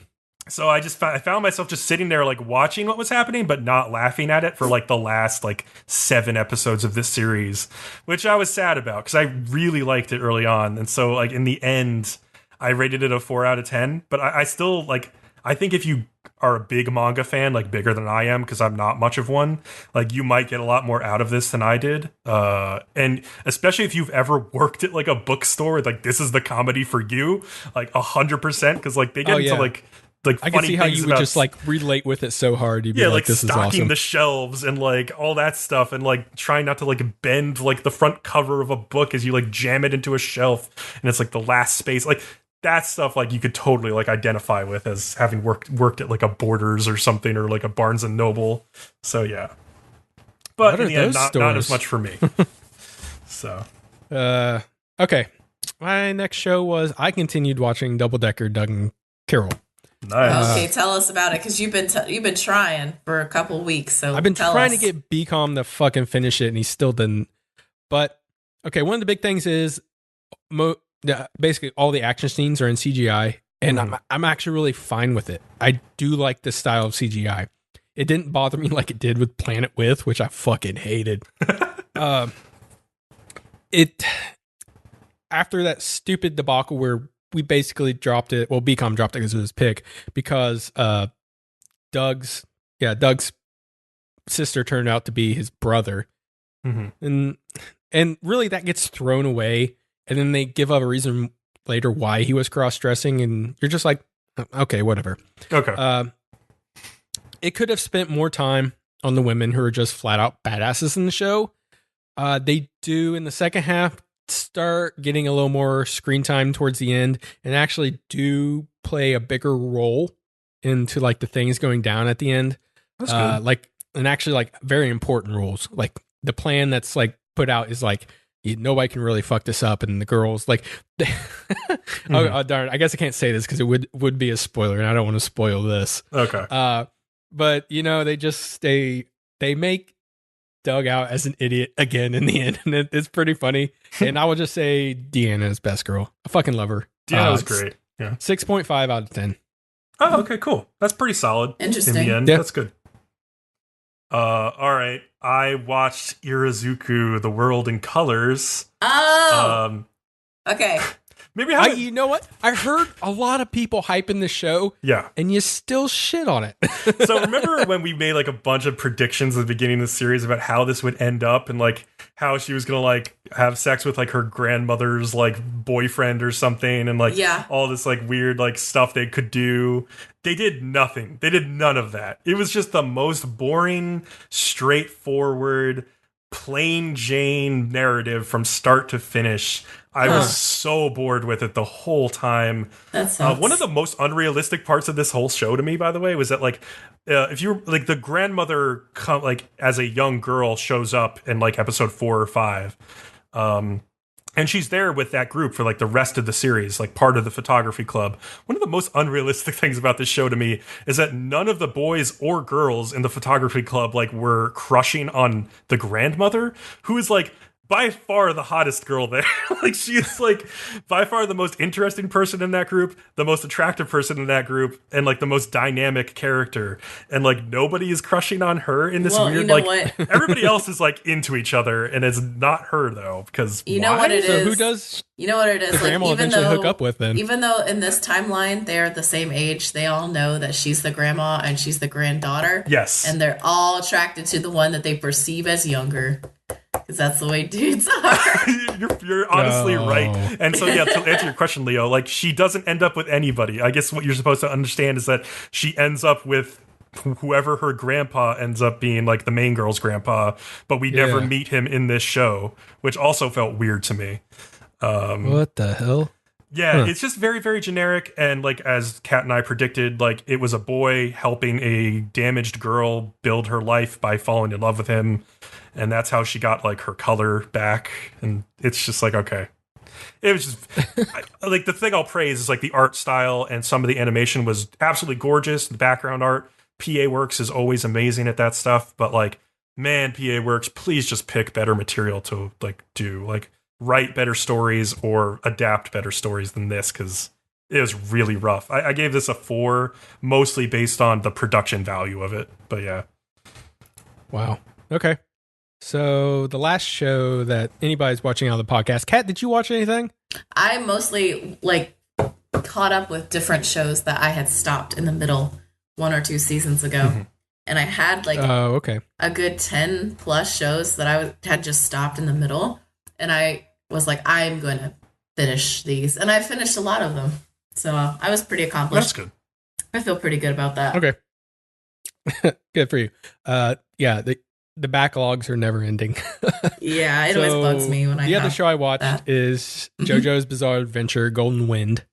I mean, it's a JoJo. I'll say it for like, I think the 3rd time on this podcast. You already know if you like it or not. At the moment, I'm not liking as much as Stardust Crusaders and Diamonds Unbreakable, but definitely still enjoy watching the insanely designed stands and characters' outfits and really, really weird dance torture scenes. So it gets a 7.5 out of 10. I heard the dancing scenes are absolutely insane. They are insane. That's exciting. I like dancing scenes, especially ones that are insane. But like, there's literally one where they torture a guy by dancing. It's fun. I was watching this going, this is fucking insanity and why I love JoJo. Like, this is like Surumi levels of like crazy torture. Wait, so they torture the guy by dancing around him, or they make him dance? By dancing around him while his eyelid is held open and they magnify a sun lens beam into his eye. Oh my god! Like, so it hurts? It's so fucking Or it's just that their dancing hurts his eye? No, there's like a magnifying glass in front of his eye that they have permanently opened with fish hooks, and the sun is beaming into his eye and burning his eye, and they're just dancing in front of him while they do it. It's fucking crazy. Oh my god. Oh my god. I need to see this. JoJo's. I need to see this. Watch it. This seems like my shit. If you like it enough, I mean, I definitely don't have a problem picking it up. Okay, let me put it this way. All of the scenes that I have seen from this anime crack me up all to shit. Like, I have watched that scene where they're like stuck together at the waist, and they're like magnetized. You know what I'm talking about? Oh, that's Stardust from like Crusaders, a way back JoJo's, but like still, yeah, that's I've watched Stardust that Crusaders, yeah, so many times because I will often like come home from a club or something drunk as fuck, and I will like lay in bed and like, because I'm not tired yet, and I'll be like, what will I do? And I'll be like, I'm gonna watch that scene again, and I'll go watch it and I'll laugh. Yeah, I mean, I started JoJo from Stardust Crusaders, so like you don't need to see the previous original JoJo's before that. I mean, you can pretty much for the most part jump in. It does a good job explaining stuff. I love those weird as fuck Kat, scenes like get that. Caught up. Why? Okay, you need to be watching the show. Hurry up and get caught up, and then we'll pick it up, and we'll have to force Bcom to watch it. But I guess now we can move on to the shows that we actually covered on the podcast. Let's do it. All right. So take it away, Bcom. Let's talk about these 8 shows we chose and ended up with. So first of all, there's The Girl in Twilight, Akane Sasu Shoujo. I always liked that Japanese name for this. It just like rolls off the tongue really well. So this was like the surprise of the season for me, really, in a lot of ways. Like, I just thought it told like a couple of like, it knew like what scope to cover in this anime, right? Like, it had like 5 girls and it had just enough time to tell like all of their backstories in interesting ways that intertwined with each other, and talk about like friendship and insecurities about like your life and like how you can get beyond that by confronting it. So basically, its pacing was pretty damn spot on. Exactly. Like, yeah. The visuals were hit and miss. Like, I liked the battle scenes a lot, even though they looked kind of goofy in CGI at times. Like, I liked it. I liked the transformations. I liked their weird outfits. And I loved all the goofy humor, especially from Asuka in this series. And, like, I know at the very beginning of the season, we pointed out, like, all of the great voice actresses who were voicing these main parts. But, like, above all of them, Tomoyo Kurosawa as Asuka was just fantastic in the playing like various versions of Asuka and like just like various emotional levels as that character. Like she was so good. While the ending left some to be desired, I still liked the artistry that went into like storyboarding that weird artistic ending that just was it was a fun way to end the series, even if it wasn't like completely satisfying. And yeah, I just thought they did a really good job at the show, and like understanding that you can like continue to live a fulfilling life with the help of those close to you and like still honor the memory of those who are no longer with you and move on with your life. I gave it a 7 out of 10 in the end. Okay, well, Ooh. I gave it a 6 out of 10 because I will say like the Zombieland Saga needs to take a lesson from this anime and pacing and how to get all of the fucking backstories done in the anime. Because they did that. That's a good example of Girl in Twilight doing it right and Zombieland not doing it. Nowhere near as well. They shittily ended the series. I did not like that. I was angry at the last episode. So I gave it a 6. It wasn't terrible watching it week to week. I will not say it's anything memorable. It's not a show that I'm going to look back on and be like, oh, remember that? That was so crazy. It's just an S show to me. But it's okay. Yeah. Okay. So a little like Bcom, I was surprised that I was liking as much as I did. I gave it a 6 out of 10, also same as Kat. I just thought it's just a fun show to watch. The development of the characters overcoming their problems was done pretty well. A lot of shows don't do that as well. But in the end, I'm just really bugged about what's up with Erotic You. Like we don't know what her story was or nothing. We don't know shit. Yeah. And honestly, okay, like there are some shows I watch where they have a lot of problems, but I still like Kokoku. You remember that one? Yes. Where like it had problems up the ass, but I still remember that show because it was crazy and there were things about it. I was like, oh my God, this show was not like that for me. That show was very unique. Yeah. Yeah. This show was not like that for me. It had problems, and it's just an average anime. And so I'm not going to remember it. It's not going to be anything that's like, oh, that anime. But it's okay. It's not terrible to watch, but the ending is not good. Yeah. So. Yeah. Yep. Kat, why don't you tell us about the second season of Golden Kamuy? What are your thoughts on that? Okay, so I still really enjoy the show. The best parts of this series in general for me is the comedy parts. Like, I get such a crap. Oh my God, I die. Ditto. Ditto. The comedy parts are like some of the best. Part of this entire season, in my opinion, is the serial killer, like the parts with the taxidermist at the very first episode. Oh, God. With the serial killer and like him strutting like down with his tail penis, like swinging. Oh my God. I loved it. And like all of his stuffed people talking to him and being like, kill him. Don't do it. This is why I killed your father. And oh my, it's amazing. It killed me. This is why you should be watching this, for the comedy. It has a lot of action too, which some people really get into. It's not really my jam. But the plot is also interesting. Like, it keeps you engrossed in the show. And I will keep watching it. I'm going to give it the same 7 out of 10 as I did last season. Yeah. Okay. So like I think it has one of the best balances of its genres, like the action, the adventure, the comedy, a little bit of the drama. Like, its balance is like great. So like it's got it all for you. Mm-hmm. I think I might have laughed harder and more on the second season than the first, but I still think I'm going to keep it at the same score, which is 8 out of 10. If there is, like, I think there will be, and I really hope that there's another season, I will without a doubt be watching it. Mm-hmm. So yeah, for me, the first season I gave a score of 5 out of 10 because like I felt that whiplash with like the comedy versus like what I wanted to see out of the show, which was like the exploration of like the Ainu culture and also like the journey that Sugimoto and Asurpa were going on together as people. Like, so I was like upset with the comedy, and then like when the first part of this season opened, everything Kat just talked about, I was like, all right.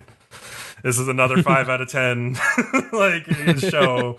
But that totally changed over the second half of the season when we got all of these in-depth explorations of like the side characters, like especially Tanigaki and Ogata's backstory episodes like really impressed me.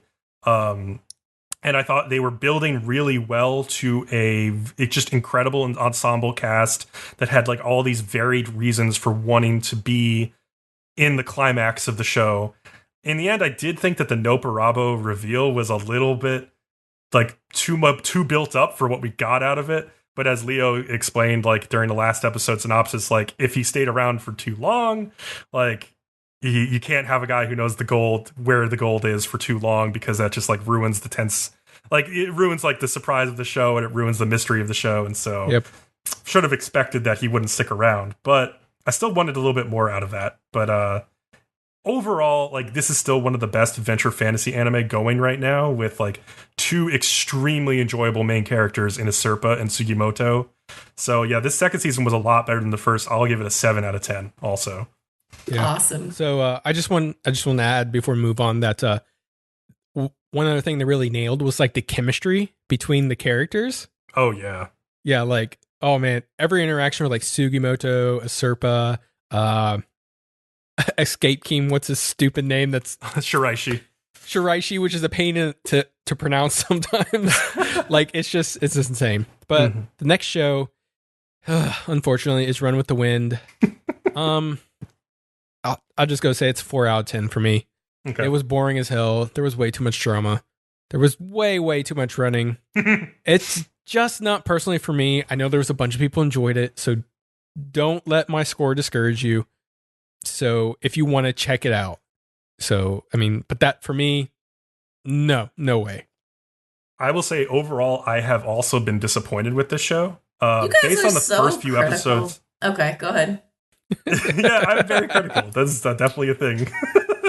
No, not a podcast that does reviews would we ever be critical. Oh my god. Based on the first few episodes, I expected more interesting character development to come out of this series than what I've gotten so far. We've gotten a decent amount, but not as much as I had hoped. You think that's because they have too many characters? Yes. No. Okay. You know all of those characters by name. Like that's a great way to tell that they've done good I forget a character few of them development. sometimes. I honestly had to look up Haiji's name for when I did the intro. Well, that's crazy. But yeah, I expected them to make the running kind of more fun than they have. Like their training has gotten kind of repetitive, and like I don't know what else they could have done, but I felt like they could have done something more. They still got 13 more episodes to go. Yeah. I also wonder if they'll ever address like running injuries in this show at any point, since like that's a huge part of being a long distance runner is like preventing and dealing with injuries that you get, especially with Haiji having a fucking injury, an old injury. Yeah.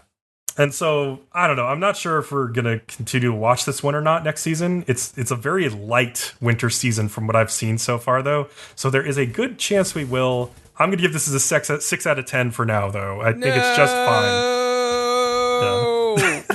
You don't want another season. You know what? Suck it up, Leo. Suck it up. I gave it a 7 out of 10. I'll agree it was more soap opera than I would have liked, but it has good themes of self-growth, and I thought it had great character development. I don't know what y'all are talking about. Like, there were points in this where you're like, oh my gosh, this person just had a revelation. And honestly, like, if this was a show full of girls running and having these character developments, Bcom would be like, I loved this show. This was the best show ever. 8 out of 10 is what he would have said. Can't say you're wrong. So, you know what? I will honestly say I may have liked this a whole lot more if it was female characters. See? So but you know what? They also would have been going totally different routes than the male characters are due to gender differences. And the thing is, like, I love the shit out of like Haikyuu, and I love the shit out of like Kuroko no Basuke. So like, it's not only that. There was more to my disappointment than just that they weren't. I will cute admit girls. to its flaws, but I just think guys are allowed to have emotions and like not. Oh yeah, they not are. have that be a bad thing in the show. So, but being a fellow male, I'm just like, all of you are a bunch of fucking bitches. And I don't want to be here for this. I don't want to be here for this.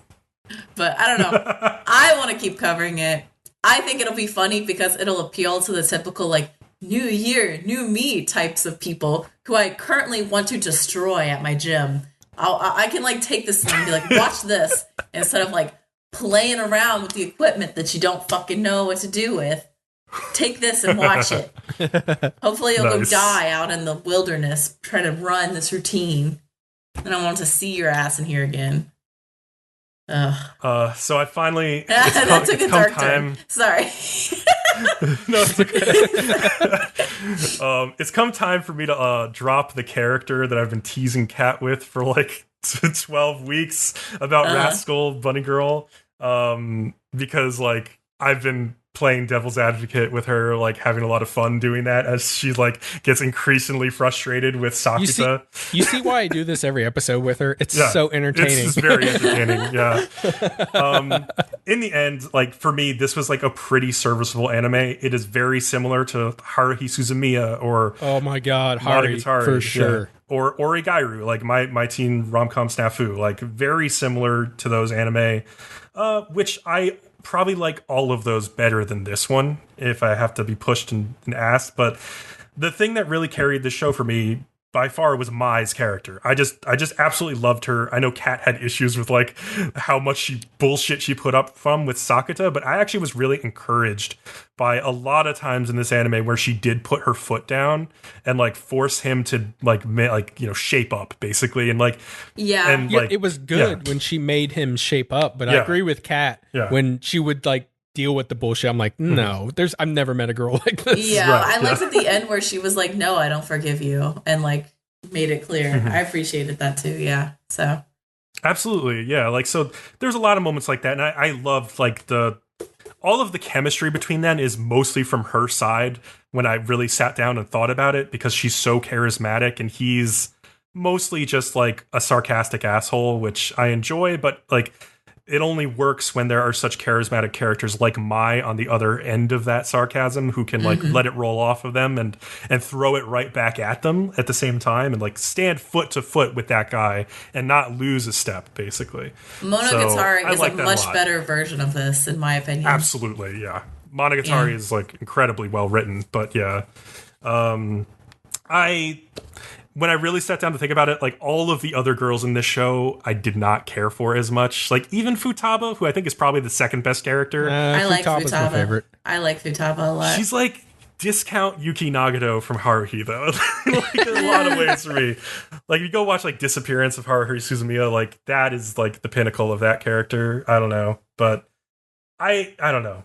If you really enjoyed this show and you haven't watched like Origairu, my team rom-com snafu, I would recommend that a lot. I think that show is kind of a better version of this in a lot of ways. Honestly, this is the shadow of Monogatari. If anyone watching this liked this kind of and has not watched Monogatari, what are you doing right now? Like, go watch that. Definitely. Go watch that. Yeah, that's kind of true. So maybe this kind of show, since it's become so popular, will get people. I mean, people are making similar comments all over the place. I think this will lead people to those types of anime. But yeah, for this one, I gave it like a fairly decent score, 6 out of 10. It's a bit above average, but it's not like anything great. So yeah. I guess I agree with that. I gave it a 7 out of 10 because I think I gave it a 7 out of 10 for the same reason I gave Darling in the Franxx a 7 out of 10, and you guys were outraged. I think it's a well done show. I think it's one of those shows that will stick with the community for a while. And it's mildly entertaining, and it's well made. Like, I wasn't bored watching this ever. I wasn't angry. No, you were mildly enraged the whole time. Yes. I also really enjoyed hating it, which sometimes that works. It isn't some show that like you must see, but I'll give it props for at least closing out all the plot points, not getting too close to emo territory, even with the constant like spontaneous cutting of people. Like that's a deed. I mean, Darling the Franks didn't even manage that. So right. And not being too offensive for a harem, except the parts where Sakuta is like a selfish as fuck bastard. But at least it's not like overly ridiculous, like, you know. God, even your final score doesn't even sound right, giving it a 7. I couldn't justify giving it a 6 because it is well done, and I do think it'll stick around in the community for a while. So I think shows like that deserve to be recognized for their longevity and the fact that they kind of quote unquote made it.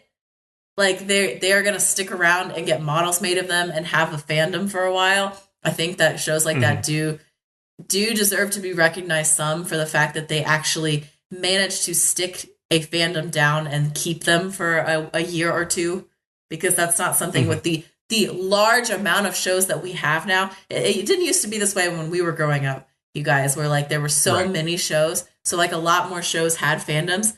Nowadays, it is rare for 1 or 2 shows a season to have a fandom, to get a fandom and keep it.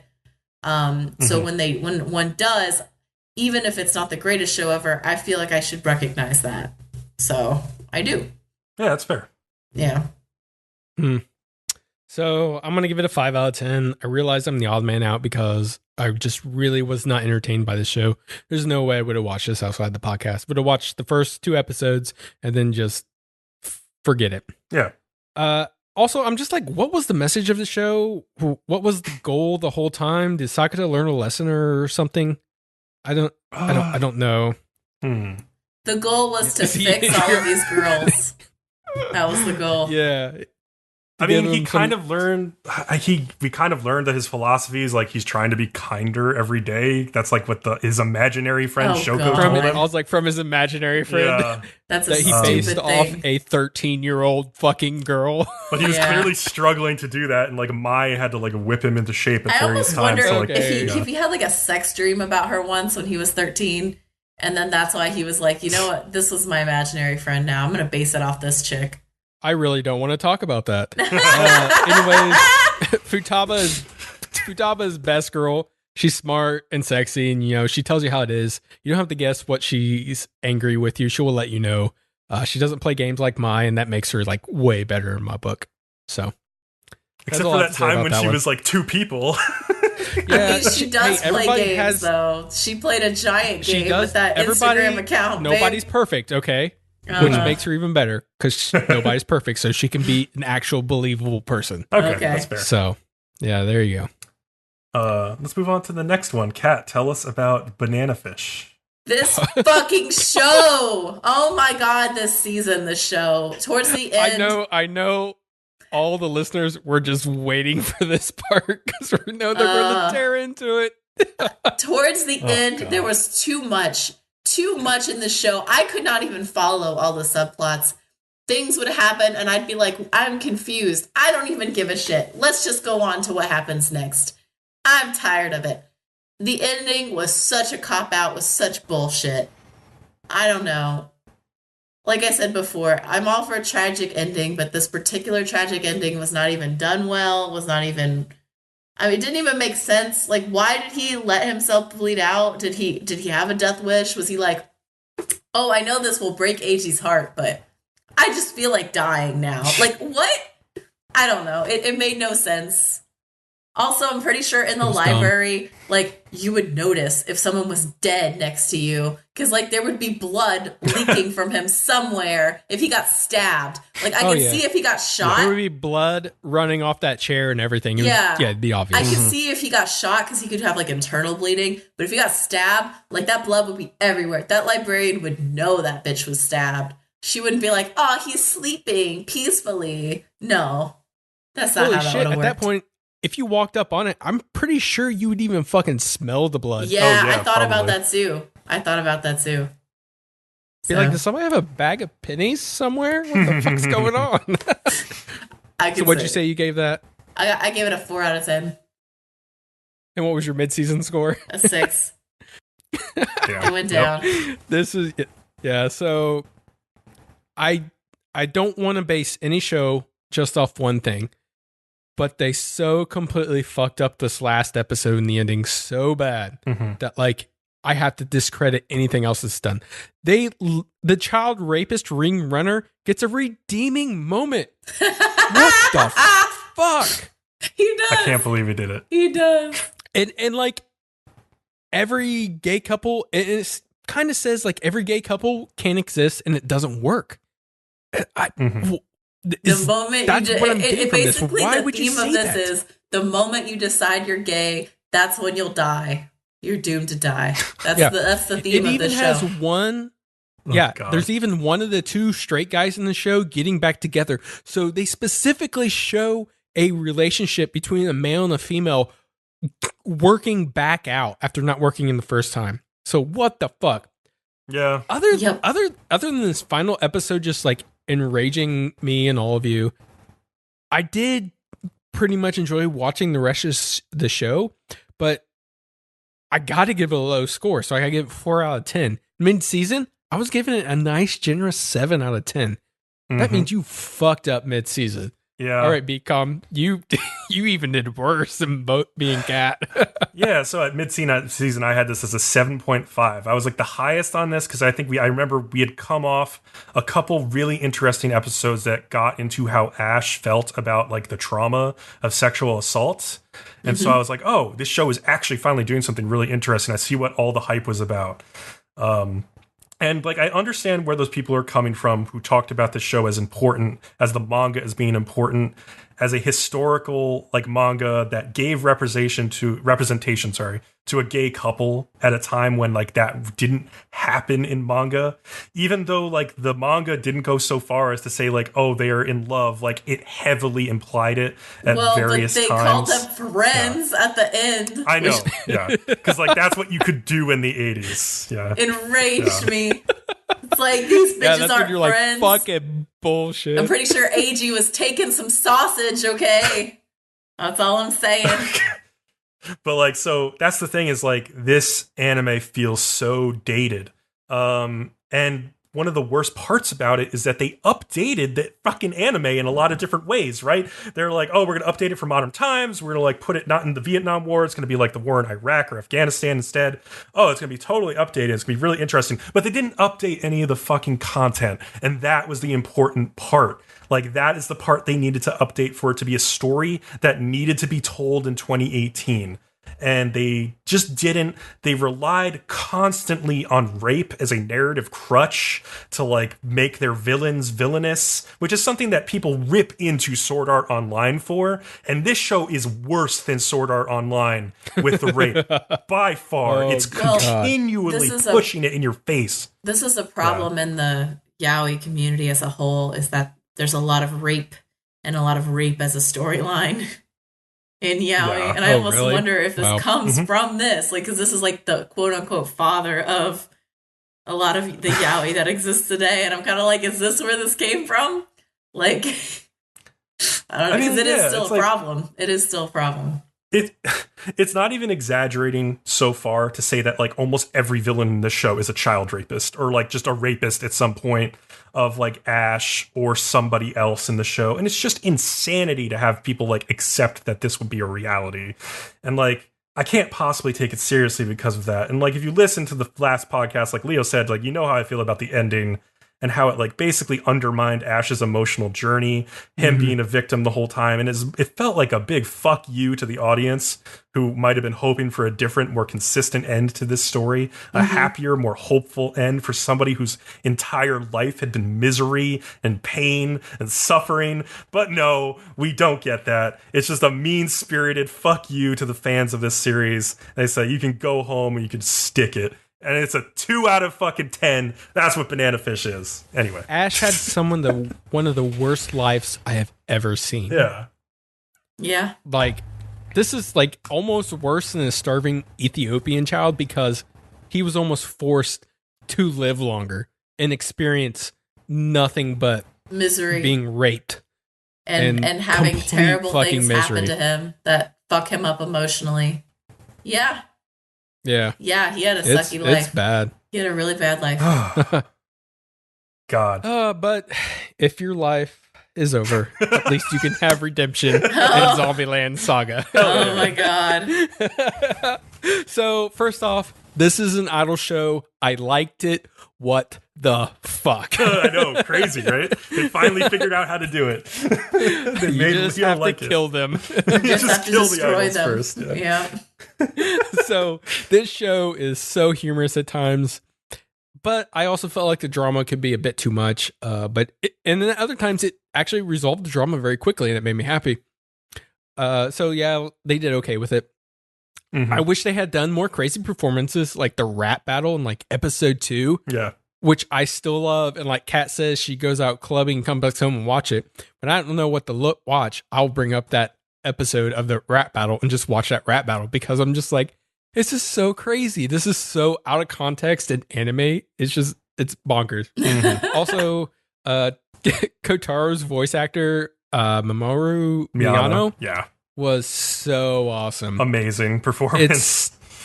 So I want to see a video of him in the sound room doing this. There are some on YouTube if you look around, and there are lots of videos of him doing like promotions for this in his character, like dressed as his character with the sunglasses and everything. It's that's great. pretty epic. It's amazing. Yeah. Oh, and I also just like to say I would gladly take a slap from Yugiri for a season 2. You would take a for slap sure. from a lot of people. I'm pretty sure you'd take a slap from me, Leo. So that's something to write home about. From Yugiri in a private room. Yeah, I'd take a slap, maybe a bit more on Yeah, like have her but walk up to you in her giant as fuck sandals and just be like, the greatest courtesan is entering the room. And then she just beats the shit out of you. I love it. So I gave this a 7.5 out of 10. Yeah, going from probably my most hated fucking show this season to my most liked in a lot of ways. You really yo-yoed on this one. Yeah. Zombieland, man, I can't wait for the inevitable season 2 of this. Like, as I was looking at Anime News Network's like article on like Blu-ray sales today, I saw that in the second week of sales for Zombieland's Blu-ray, it had reached 20,000 Blu-rays sold, which is a huge number. So Japan is loving it. It's very popular, and for good reason, because very few other idol shows have imbued their characters with as much like distinctive personality as this one. Like that's the one that really that's the thing that really sells this show, is how fun and goofy and like personable and like but also like emotional like these characters can make you. Like Lily was just fantastic. I fucking love Lily. Lily's like one of the best characters in an idol anime ever. I loved Sakura. I loved like all of them in their own ways. I love Saki and Yugiri, of course. And like usually in idol groups you have like 2 or 3 favorites and the rest are just there for flavor. But I really liked like aspects of almost all of these characters, even like the ones who got emo at times, like Junko and I. Like I still enjoyed them. And they mesh really well together, and Kotaro is like the glue that keeps them together. As crazy as he is, he's like the perfect glue for this group, and he's such an entertaining manager. There's never been like an idol manager in any of these idol animes that is as fun as he is. And so yeah, like that, and like Leo said, the wide variety of music, like the rap stuff, like the crazy Vocaloid performance with the lightning coming down. The metal from season 1, which I was like, what the fuck? First episode, not season 1, episode 1. Episode 1, they did a metal show? What the fuck is this? The stupid chicken commercial. Like there's a lot of stuff to love about this show. Like I hope they keep that up, and like with a new season keep layering on these like critiques of like the Asian idol industry and how ridiculous it is, because this is like the perfect platform to do it with. And so yeah, one of them has to get a boyfriend next season. That would be awesome. That would be really that funny. Would be such a great plot point, like her trying to figure out if she should tell him and like different things like, oh no, my arm fell off, and oh, that would be amazing. Could you imagine? Oh yeah, it would be so good. Oh man, this needs to happen. Okay, I gave this an 8 out of 10. This was a great show for sure. Wow, that's amazing. That's higher than me. Yep. Woo. I gave it a 7 out of 10. I was pissed off how it ended. I felt like it was a bullshit, like contrived ending. It was too cheesy. But I liked the show week to week, and I really enjoyed the characters. I enjoyed seeing them from week to week. I enjoyed what they gave us. And I will watch season 2, and I like it. I also fucking love Yugiri. She is my girl. If they come out with a model of Yugiri, I will probably buy it. And as like Bcom and Leo know, like I do not buy very many models. So like that's saying something. If they come up, I only own 2 Nendroids. If they come up with a Nendroid of her, I'll probably pick her up and maybe Sakura. See, I don't do the Nendroids thing. Fuck that. If I'm like a go big or go home person. So like, I mean, I'm hoping they come out with some like awesome one that I can get. But yeah, so and I just love her, and I want a backstory for her. I want to see her backstory. I'm sure we'll get it. Yeah, I hope so. I want any backstory from a high class prostitute. I mean, like that's got to be interesting as fuck. You should watch Rakugo Shinju. An anime about that would be epic. Well, yeah, Rakugo Shinju does have that in there, and it's a really good show overall. But an anime about like a bunch of high class prostitutes, and that would be epic. Why really hasn't good. that been done? Yeah. Anyway, I don't know. Sakura's whole everything I touch withers and dies arc was annoying and dramatic, but you mean bad luck. I don't know how you want to put it, but it was annoying as fuck. I did like finding out the manager's connection to her. Sometimes I sort of want to kill Sakura and replace her with Yugiri, but I still really like the show. So sure. All right, let's jump into, I guess we'll do a first third of the anime score for Karakuri Circus. Oh, man. And since it's the first third of the anime, I guess I'll just give it a 3 out of 10. This show had one of the most precipitous drop-offs I've seen in a long time, just due to how rushed the adaptation got. Literally zero care given to giving the audience the connective tissue required to understand why it was even moving from one arc to the next, or making any narrative sense whatsoever. I do agree. It went from a 7, almost an 8 to a 2. Yeah, absolutely. At the beginning of the season, I had to say a 7 or 8 for a while, and then it just really quickly dropped off over the last 5 episodes. If I remember correctly, in one of our private chats, you said something about it going off the rails. Yeah, and in my mind, I was like, "That's not even that doesn't even do it justice." I was like, "The bridge was fucking out, and this train is a nice steady track, and it literally just nosedives off the train tracks into the fucking valley and just explodes." A lot of manga readers were complaining about the rushed adaptation in the early stages, and I didn't have a problem with it then. I thought it was moving briskly, but I totally got what was happening, and the setup made sense to me. But once it hit the middle, it really just boom. Then it became extremely noticeable. Yeah. And I missed Masaru and Shirogane. They were 2 of my favorite characters. And as much as I liked Narumi when he was interacting with them, when he's on his own with all of these new characters that we barely know and don't care about. Way boring. It's way more boring. He's just boring a main without them. Yeah. I agree with that. Yeah, boring shonen protagonist when he's not with them. When he is with them, really interesting. But yeah, it was a bitter pill to swallow that this really disappointed as much as it did. I told you so. I told you so. I told you so. I don't remember you telling us this. I thought you liked this early on. I was not into this. I'm just saying. Okay. 2 out of 10 for me. Please don't make me watch more of this. The last 2 episodes, I felt like I was disassociating as I was watching it. I was trying to get through it by not paying attention. I would find myself being no, you have to, and I'd be like, oh god, it hurts though, it burns, and I'd be like, no, you have to pay attention. It was terrible. Don't make me do that again. They skipped so much plot. The show doesn't even make sense anymore. I don't know. They keep introing characters and then they kill them, and I'm like, well, then what was the point? I don't know.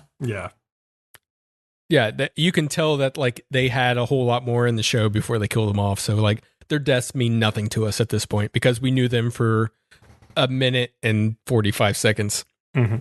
Okay, so I'm not being anywhere quite as harsh as the other 2. I still like them. I found the beginning very interesting, but the pacing just went to absolute shit midway through. It's flat out reckless driving at this point. I have a ton of worries going forward. It may steady back out, but that doesn't give an excuse for what happened mid-season here so far. In the end, even though I know it's a train wreck, I'm still have some sort of enjoyment, and I'm totally not going to discredit the first part. Yeah. So I'm going to give it a 5.5 out of 10. Yeah, okay. That first part, I was really in love with it. Yeah. So I understand that. Man. Oof. All right, Kat, tell us what you thought of Bloom Into You. Yes. Okay. So I gave it a 5 out of 10.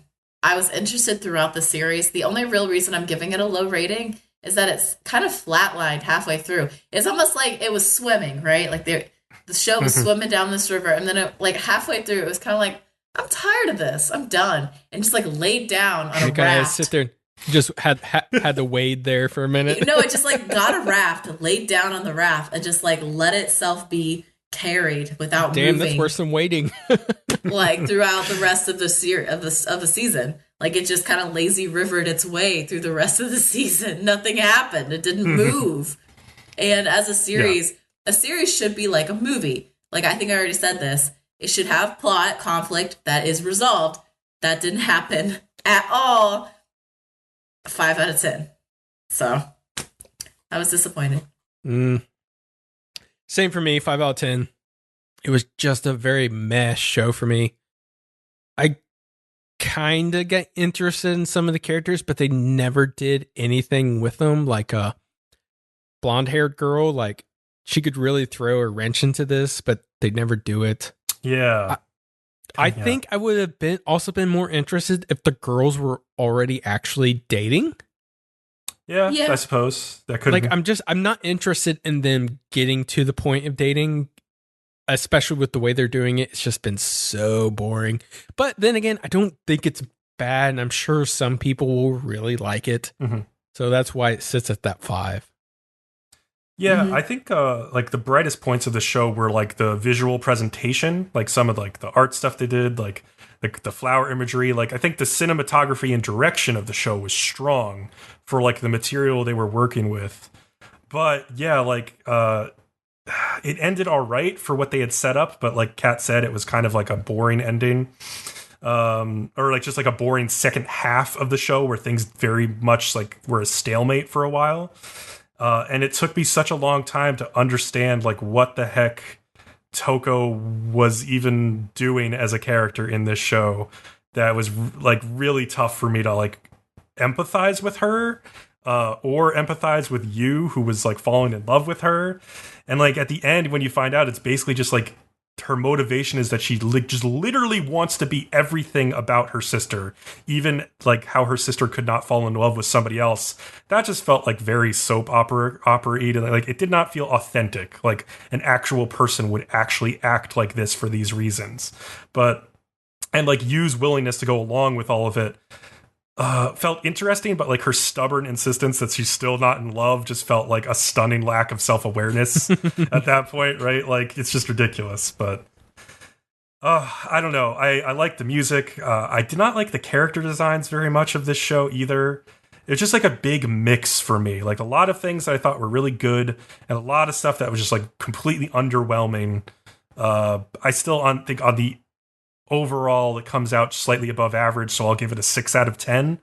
But man, it's disappointing based on what I had heard about this manga going in. I thought it was going to be quite a bit better than this. So yeah, the manga is ongoing, by the way, so you could go read it and find out what happens with them. But, but whenever they do a manga tease, they're go find out what happens. I'm pissed off. Yeah. Oh, me too. Yeah. Agreed. You just made this anime, so I'd go read your manga. Fuck you. Exactly. All right, so let's talk about favorites. I'll go first. My favorite show of the season, according to score, was Golden Kamuy Season 2. Which makes sense for you, I think. Which big 8.0. Bcom, what about you? My favorite was also an 8. My only 8 was Zombieland Saga. Really loved that show. It was really fun. Surprising. And then, Cats, what's your favorites? Which make no sense to me. Well, okay, there was no good anime for me to give it an 8 or higher. There were a lot of just anime this season, which was disappointing. I did give a 7 to Golden Kamuy, Run with the Wind, Bunny, and Zombieland. But I will say that I think probably of the 4, Zombieland was the one that I enjoyed the most. So I will say that. Really? Over Golden Kamuy? Because, like, you really didn't have anything much bad to say about Golden, but you had plenty to say about Zombieland. I like the characters of Zombieland a lot, and they're new. I also did really like some parts of Golden Kamuy, though. I don't know. They're like neck and neck probably for you, but maybe Zombieland just ekes it out. Yeah. If Zombieland did not have Yugiri, I feel like I would not even have it in there. It would be like a 6 or a 5, and like Kamui Yugiri, would be, who doesn't do much but slap people. I'm telling you, that girl, I love her. So that's amazing. Yep. Oh, is there anything else you guys would like to add before we close this out? No. I would just like to say that I think the new format of like going to like 8 episodes like weekly has worked out like tremendously well. I've been really happy for it. Completely agree. I would love to hear from listeners though, like if they feel like it's been like a huge mistake, if they are enjoying the podcast more or less, or just about the same because of it. Just like, hit us up on Twitter or in our Discord. Or leave us some reviews on iTunes just to let us know how you feel about the podcast lately. I'd love to hear that. Anything from you, Kat? No, I'll agree that I think the week to week is good. It keeps us more consistent, more fresh. I'm hoping for a better season next season, but I don't think we're going to get one. So let's just stay positive. Have a good new year. Whatever fucking resolutions you guys have, you probably won't do them, but good luck. So, all right, listeners, everybody get excited for our next episode where we introduced our year in review episode. That's gonna be fun. It's gonna be fun. We will be going back. We will be looking at what our scores were, what we said about them, and just revisiting them. And we've went back and looked at one, and we already were cracking up dying. We've also ranked all our shows. So we'll have a top 10 of the year and also a top 10 worst of the year, which you should absolutely avoid. But the top 10 is you should absolutely watch.